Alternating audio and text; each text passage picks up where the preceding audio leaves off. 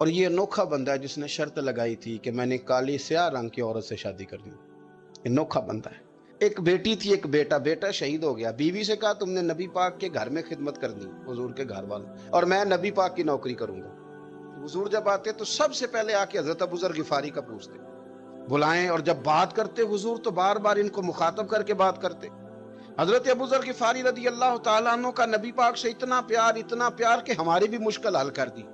ابو داؤد شریف میں موجود ہے, ایک دن کہنے لگا یا رسول اللہ صلی اللہ علیہ وسلم, اگر کوئی بندہ کسی سے پیار بڑا ہی کرے پر اس جیسے عمل نہ کر سکے, تو حضور نے فرمایا پیار سچا کرے, اللہ قیامت کے دن جس سے محبت کرے گا نا اس کے ساتھ ہی دونوں کو اکٹھا فرما دے گا. تو حضرت ابو ذر نے فوراً کہا حضور پھر مجھے آپ سے بھی بڑا پیار ہے, رب سے بھی بڑا پیار ہے. فرمایا فکر نہ کرنا, جنت میں اکٹھے ہی جائیں گے. اتنی محبت رسول پاک کی ذات کے ساتھ. حضور کی نوکری کرنا. ایک دن خدمت کرتے کرتے سو گئے. حضور مسجد میں آئے پتہ کرنے کہ ابو ذر آرام کر رہا ہے. یہ بھی مزہ ہوتا ہے, خیال رکھنا اپنے درویشوں کا, کیا کھایا کیا پیا کہاں سوئے. حضور رات کو آئے, یہ سوئے ہوئے.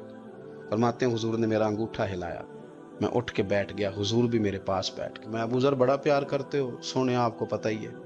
کہا یار تو بڑی نوکری کرتا ہے, ایک دن وہ بھی آئے گا جس دن تجھے میری مسجد اور میرے شہر سے جانا پڑے گا, پھر کیا کرو گے.